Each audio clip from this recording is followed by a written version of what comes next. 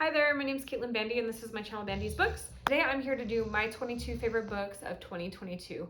And let me tell you, I read 274 books in 2022, so to narrow it down to my 22 favorite was a challenge. I think I came up with a pretty good list. It's a very varied list. There's a lot of different genres and different authors and stuff, so I'm pretty happy with that, and I feel pretty confident in my ranking. Of course, these are only my opinions, so if one of the books that you hated is on my list, I totally understand. Not every book is for everyone. So before we jump into the top 22 of 22, I have a couple honorable mentions that I just want to shout out really briefly. The first one is the 1619 Project by Nicole Hannah-Jones, and in collaboration with the New York Times. This is a book about the history of America through specifically the Black lens, and about a lot of the things that have happened to Black people throughout the history of the United States. It is a really unique format in that there's poetry, there's short stories, there's fiction mixed into the nonfiction. So you have like a long nonfiction chapter, and then you might have like a short poetic passage or a short story. It's really a beautiful and interesting book. It definitely made me consider some perspectives that I might not have considered naturally. The second honorable mention that I have is The Book of Longings by Sue Monk Kidd. This is the fictional history of Jesus and his wife. Basically, it's told through the story of Jesus' wife as she sees Jesus. Well, she comes to marry him, sees him and his politics and everything that happens, his followers growing. It's interesting to approach the story of Jesus from a fictional place. It wasn't based on religious tenements. It was just, a fictional character was created to fill in this portion of his life. And I really thought that was very well done. And my third honorable mention was The Anthropocene Reviewed by John Green. This was a collection of short stories about random things that, exist in the Anthropocene era. It is like everything is rated, and it's really funny and kind of quirky and enjoyable. I never ever in my entire life thought that I would include a John Green book on a list of books that I loved, but this is totally different than his other stories. It's not a tragic romance or anything like that. It's very much just funny observations and funny thoughts and human thoughts about the things around us. So really well worth it if you enjoy like essays and collections. So now let's jump into the top 22 of 22. These books are very diverse in variety, diverse in author. I'm really actually quite happy with my list. There's a little bit of everything, and I mean, while it was hard to narrow 274 books down to 22 books, I feel pretty pleased with the ones that I did pick out. So number 22 is the book Behold the Dreamer by Mbolo Mbue. This is a story about a man named Jende, who is an immigrant from Cameroon. He immigrates to the United States in 2008 during the financial collapse, and he's living in New York City. He is doing whatever he can to make ends meet. He has a wife and kids, and he is working as like a driver, doing all sorts of stuff, and he eventually comes to drive for this really wealthy family. And it's about his experiences of survival in New York, trying to provide for this family and trying to navigate the very complex system that is the United States immigration. It's a really touching book. It's infuriating, moving, breathtaking. There's a lot to it. And Mbolo Mbue, I've read 2 of her books. I also read her other book, How Beautiful We Were, and I almost put that one on the list as well. Like, it was a very close tie between the 2 of them. Both of them are very moving and tragic, so I recommend both. But I think Hold the Dreamers, for me, I just related to it slightly more because of the approach from the American immigration system. And this one sits on Goodreads at 3.95, so it's pretty solidly rated on Goodreads as well. Book number 21 is Bones to the Wind by Tatiana Obey. This is an indie author and an indie publication that I connected with on Instagram. And Tatiana Obey is lovely, first of all. She is such a kind, sweet, compassionate person. She's been off traveling the world in the last year, so it's been a blast getting to see her life outside of her writing. But her writing for me was just so beautiful. So Bones to the Wind is the first book in a duology. I actually just received the second book a little while ago, and I'm so excited to read it. This is a epic fantasy. It's set in a North African country. There's some magic. There's a group of kids going through basically a test to reach adulthood and to prove their worth to their community. And this book centers on 3 or 4 of these kids that are struggling for various reasons to find their place in their community, to prove their worth, and to prove that they fit into the roles that they're supposed to take on. It's just so beautifully written. The description of the setting makes you feel like you're there in this like arid desert climate. The characters feel very real. They feel like people that you could be friends with, that you could know. And the competition itself is really cool and interesting, and I love the dynamics of how each person deals with their insecurities and their confidence and all of these like mixes of personalities. It's a really great book, and you know, especially impressive when you consider that this is an indie publication. This didn't come from Hachette or Simon and Schuster. This is her own time and her own money publishing this, and you know, everyone that I know that's read it so far has rated it 4 or 5 stars. So I highly recommend it if you're a fantasy lover, especially if you like a good series. This is a nice meaty series to dig your teeth into. It's only 2 books, but it is definitely worth it. And right now it's sitting on Goodreads at a solid 4.58, which is an excellent rating. So I'm not alone in my thoughts that this is worth your time. Number 20 is The Body Keeps Score by Bessel van der Kolk. This was a nonfiction choice for me.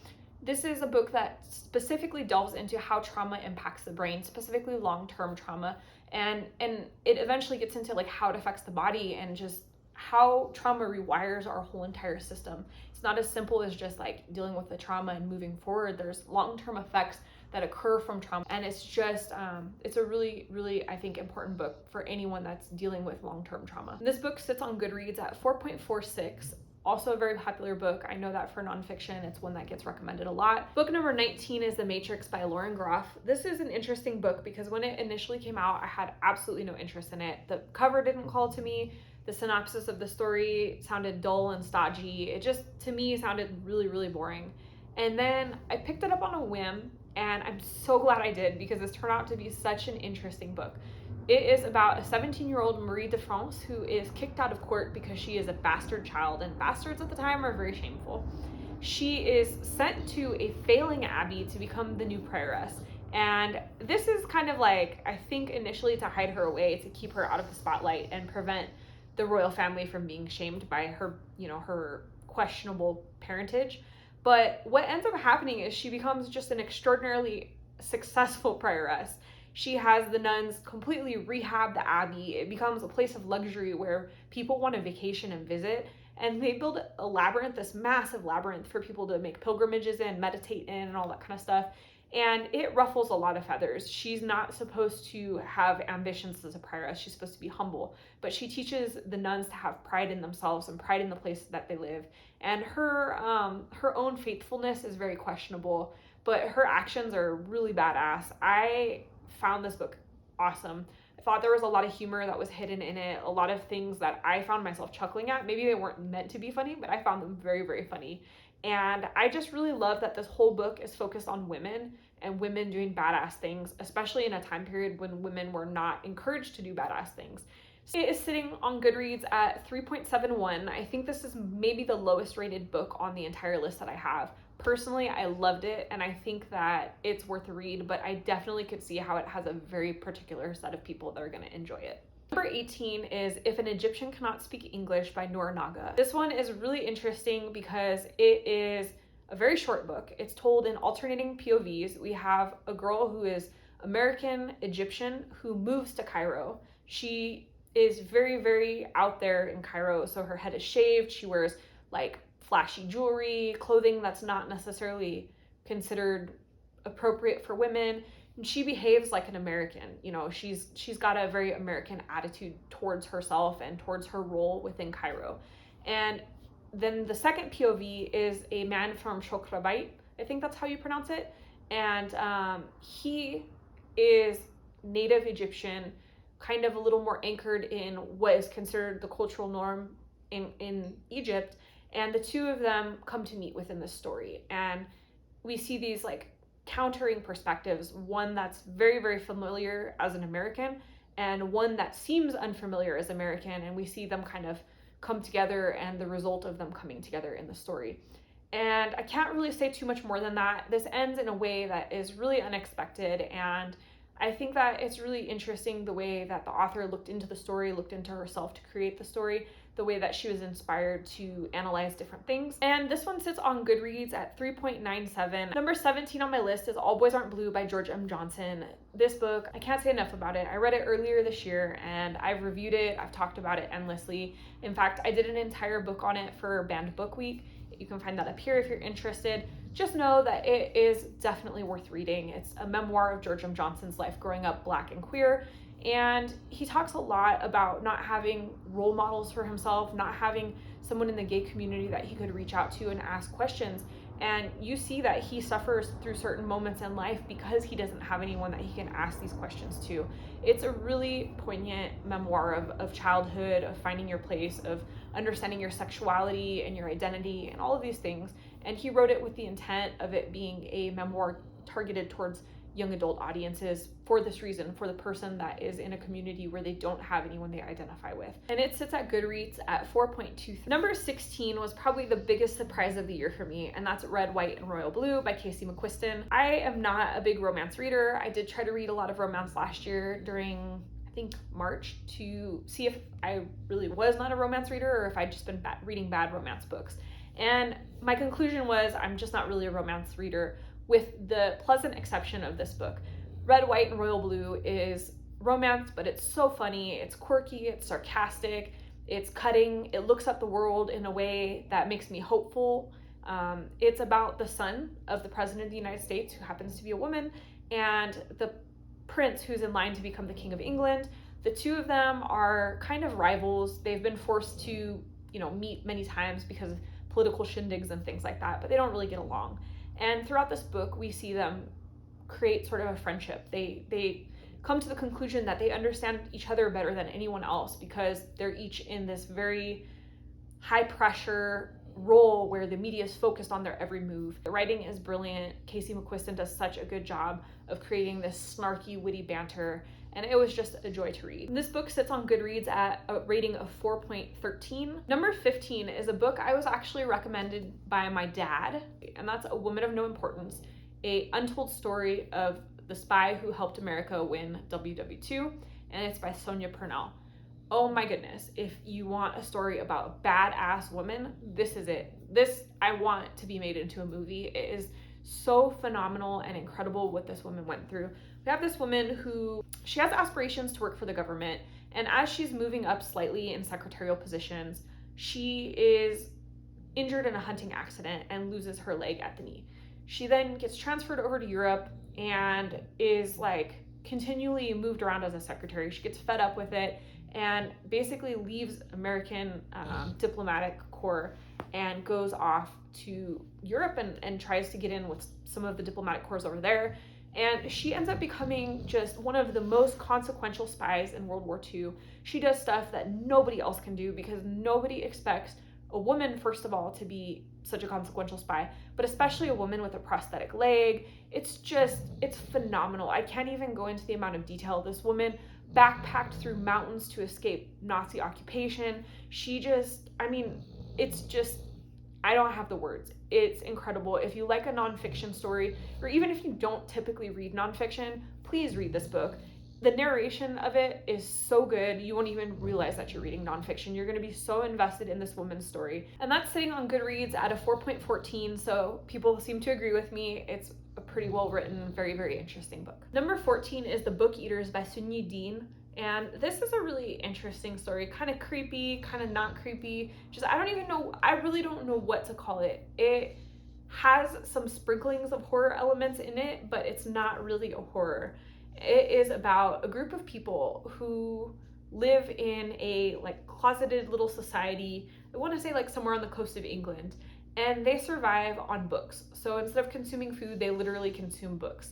And then one of them has a son, and the son, instead of consuming books, consumes human minds. So the way that he intakes his food is literally suck the brains out of people. So it's a really that part has the creepiness to it, but it kind of really mostly goes into what a mother will do to protect her child.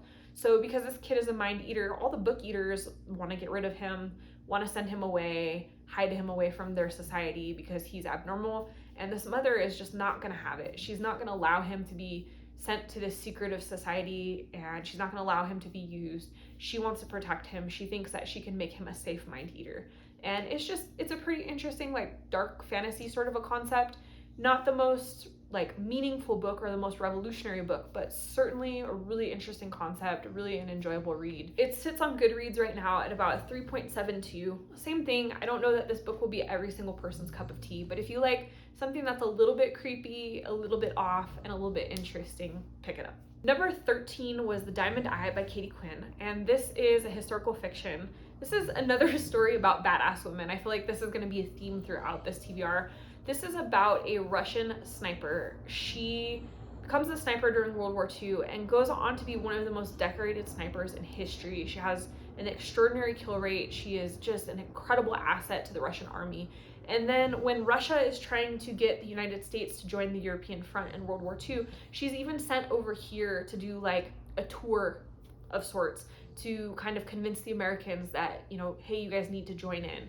And I believe it's FDR's wife that she's friends with. I hope I've got that right. But she becomes very good friends with the First Lady, and they have a bond. And it's just so remarkable that I Googled all this stuff because I was like, is this real or is this the fictional part? And all of those elements are real. It's really fascinating how she became a sniper, how good she was at being a sniper, and then her involvement here in the United States with some of the remarkable things she did over here. This is over on Goodreads at a 4.37 right now. Number 12, we're gonna bounce back into the fantasy world with a little mix of sci-fi, and that's Iron Widow by Ziran J. Zhao.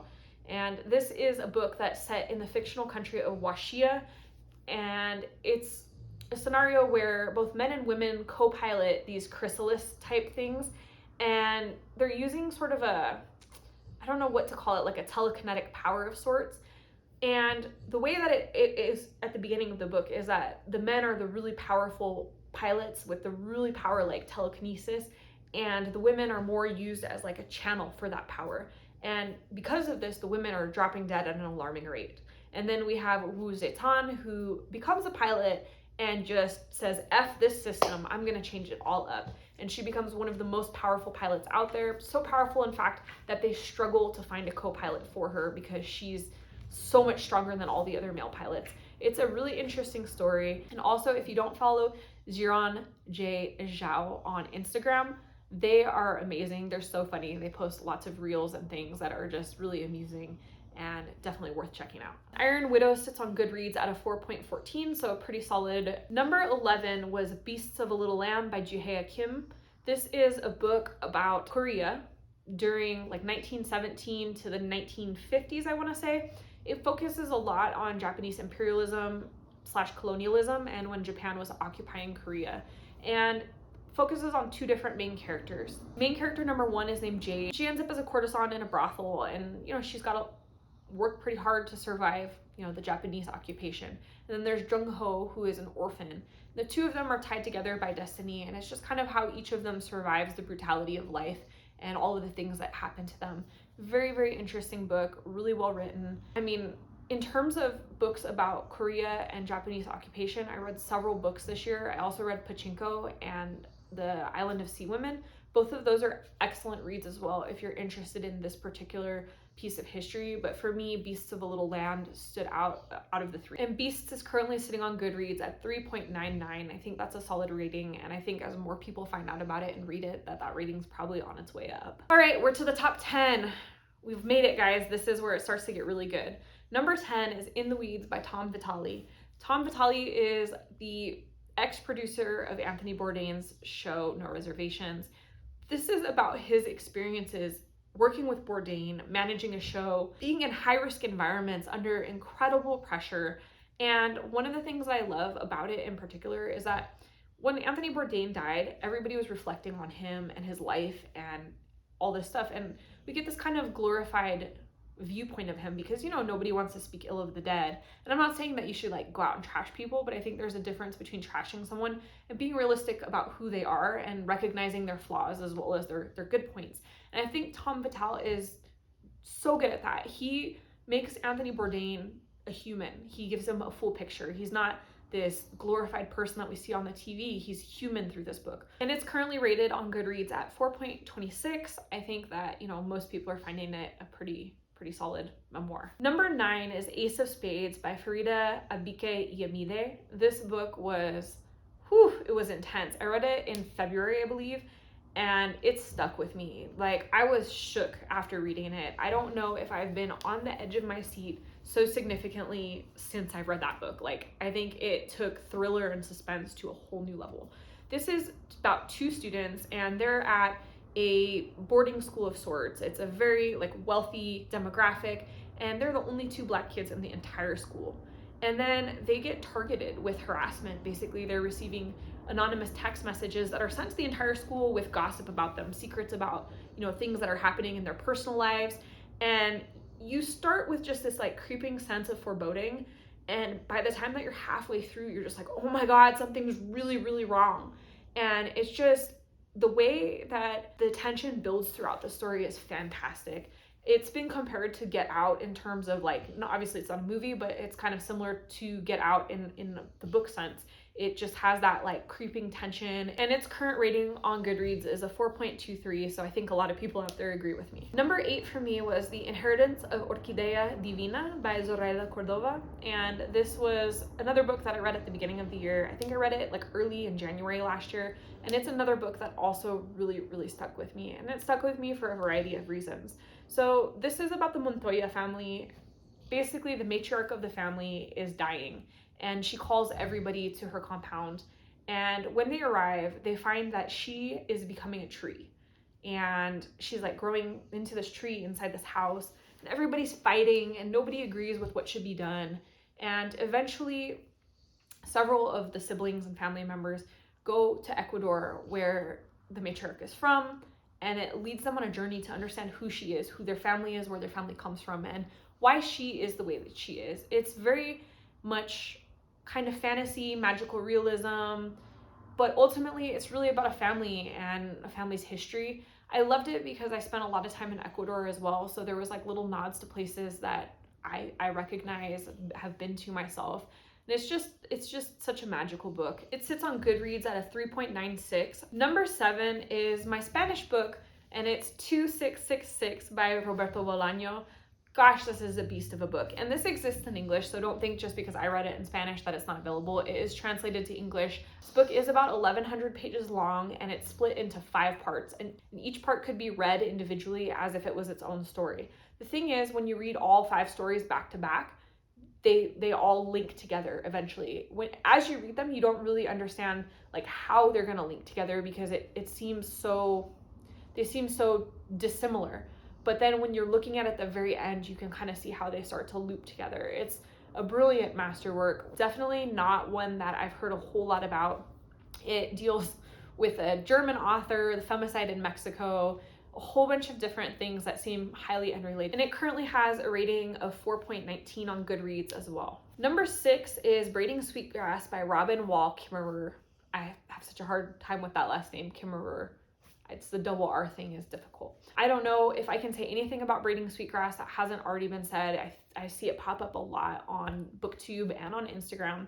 And that's because it's a fantastic nonfiction book. It delves into a lot of stuff about botany and grass, but a lot of it is about like native techniques for growing specific grass and harvesting grass, and just about nature in general. It is one of those things where like you expect it to be very dry because of the subject matter, but it's not. It's so engaging. And I actually listened to part of this on audiobook, and Robin Wall Kimmerer narrates it herself, and she does a fantastic job. It's very, very engaging, and it sits on Goodreads at 4.57 right now, so a super high rating as well. Number 5 is Razorblade Tears by S.A. Cosby. I debated about putting this book a little bit higher in the list, and ultimately decided that 5th is right about where it should be.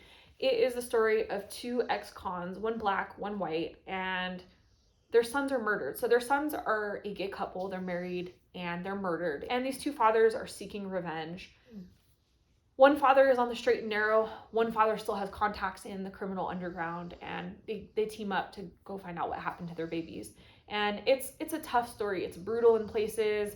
There's definitely like some homophobia. Both fathers are uncomfortable with their son's sexual identity, and it takes losing them and this whole situation to make them kind of look at some of their beliefs and things. And that's sitting at a 4.10 on Goodreads. I'd also like to say that S.A. Cosby is an awesome guy to follow on Instagram as well. If you're following authors over there, He posts a lot of really interesting content and is just a really nice, friendly guy. Like, number 4 is The School for Good Mothers by Jessamine Chan. This one, I feel like, doesn't have the rating that it should. So I love dystopias, and I especially love dystopias when they start in a disquieting way, but you're not quite sure like where it's going, and then they build in intensity, and then you've just been left with this like horror inside of you at like what this person came up with. So the first time that I felt that way was when I read The Handmaid's Tale. I had this sense of foreboding, and then this sense of like, how could anyone let this happen, and like, why wouldn't people fight back and rebel? And then the next time I felt that was Kazuo Ishiguro's book, and I'm blanking on the name right now. That's how I felt for The School of Good Mothers. It starts out in a place where you're like, okay, this is somewhat understandable. Okay, this is a little bit unjust. Okay, this is a little bit excessive. And then it escalates to a point where you're just like, what the hell is going on here? How would a normal functioning society allow this to ever happen? And the thing that's most impressive for me is that it's centered around the concept of being a parent, right? The main character is a mom, and the things that are unjust that happen to her are because she's a mom. And I don't even have kids, and so for me, like, the fact that I was able to feel so strongly about this situation this mother was in and empathize with her was a feat in itself. I know that some people have complained about how the ending gets a little bit out there. Personally, I think that it ended in a way that it should have. It maybe got a little bit repetitive in certain parts of the school system, but man, what a fascinating concept, what a fascinating read. If you like a good dystopia, I would really recommend it. And this sits on Goodreads at a 3.57. I don't know why it's rated that low. I think this is a fantastic book. I think if you like to be unsettled and really question concepts, this is a good book. Book number 3 on my list is On Earth We're Briefly Gorgeous by Ocean Vuong. So I am not typically a big reader of poetry. When I went into this book, I was actually kind of nervous. I was buddy reading it with my friend Anna, and I was skeptical of whether I was going to like it or not. Ocean Vuong is a poet. He's very lyrical. He writes beautiful poetry, but it's just not my forte. I'm not somebody that enjoys reading big compendiums of poetry. So when I saw that this was a book that was supposed to be like an open letter from a young immigrant boy to his illiterate mother, I was like, this could be interesting, but I was concerned. Wow, it turned out to be incredibly profound. It is basically about Ocean's experiences growing up as a young Vietnamese man in middle America. It also talks about his struggles with his sexuality, his struggles with his identity, struggles with bullying. It talks about his relationship with his mom, his grandmother. It's just, and like, even when he's talking about ugly things, he talks about them in such beautiful ways. Like, you can see where his skills in poetry are. You know, he takes that poetic ability and he translates it into a narrative structure, and it just creates such a beautiful result. I know that some people felt that there's parts that were a little bit shocking or brutal, and they kind of took away from like the beauty of the narration, but I actually thought that it made the narration more beautiful, that he didn't gloss over like brutal or shocking moments, that he allowed them to breathe and be within the story. And ultimately, I think it's a really poignant story. I think it's a story that a lot of people relate to, because ultimately this country is founded on people who have immigrated from different places. It's currently rated at a 4.5 on Goodreads, and for good reason. Definitely pick it up if you haven't. Okay, we're into the last couple books here. So book number 2 is Take My Hand by Dolan Perkins Valdez. This is a book that I picked up a couple months before the end of the year on a whim. And it had been book of the month. I had heard good things about it, but I didn't actually even really know what it was about. I knew it was about a nurse in the South, and that was really the only idea I had of what was going on. What followed was a story about reproductive rights, and it is a story about how the United States as a whole targeted especially impoverished Black and Latino women and forcibly sterilized them without them understanding that they were being sterilized. It did happen to other communities as well, always typically, economically disadvantaged, but it was most predominant in Black and Latino communities. And this is a real thing that happened. This story focuses on real events and real lawsuits and things like that. The character that the story is surrounded around is, I think, somewhat fictionalized, but gosh, it's just one of those books, again, where you're reading it going, how does this happen? How did people not revolt? How did people not get angry and fight back? And the reality is that at the time, a lot of people didn't know that this was going on, and a lot of people didn't care that this was going on.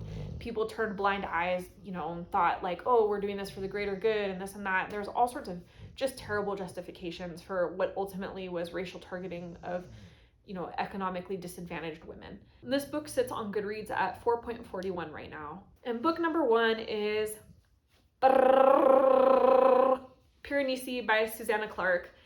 I don't know why this book is at the top of my list. Like, I can't identify specifically what it is. I just know that I don't think I've ever felt the way that I felt after reading Piranesi. It's such a like a meditative book, almost like and I can't even really describe it without spoiling it. So I'm just going to give the briefest of descriptions. If you're interested, I have a reading vlog you can check out up here that goes into much more detail about the story. But it follows a character who's trapped inside of a house, and the house has some magical stuff going on. There's tides and ocean waves that roll through. There's birds. There's just all sorts of things that are inside the house that don't belong in the house. And he's wandering around, and every day is about his survival. And it's just, I don't know, it was a subtle, quiet book. It wasn't something that elicited huge responses in me. It didn't create a huge, like, overwhelming emotional feeling. It just felt very peaceful and meditative. And I mean, you know, there's points where there's a little bit more turmoil, obviously, as we find out what's going on with this character. But it just, I don't know, it was such an interesting book. I don't know how to put it into words other than that. It left me really thinking about it for a long time. And even now, as I reflect on it, I'm just kind of like, such an interesting book. It has a 4.25 on Goodreads. I know that this probably isn't the book for everybody. I know that like my mom read it and didn't love it as much as I did. And I usually have a very similar response to books as her. So it's definitely not for everybody. But if you like, you know, something that's kind of a quiet mystery and sort of a meditative experience, then this might be one to check out for you. So that is all 22 of my favorite books from 2022. I really hope that you've enjoyed this video. I enjoyed making it. It was a lot of fun thinking about the books that impacted me the most and why they impacted me, and then how I should rank ones above the others. If you haven't checked out any of these books, definitely do. Each one is very much, in my opinion, worth the read. I don't know if everyone will agree, obviously, but you know, I hope you found at least a couple books that are valuable to you from here. And if you like this video, hit the thumbs up. Let me know in the comments below, what are your top 3 reads for 2022? I need to add some more books to my ever-expanding TBR, so share yours with me. And if you're not already subscribed to this channel, hit the subscribe button as well as the notification bell so you never miss a video. I do post regular content, and I'd love to see you in a future video. Thanks. Bye.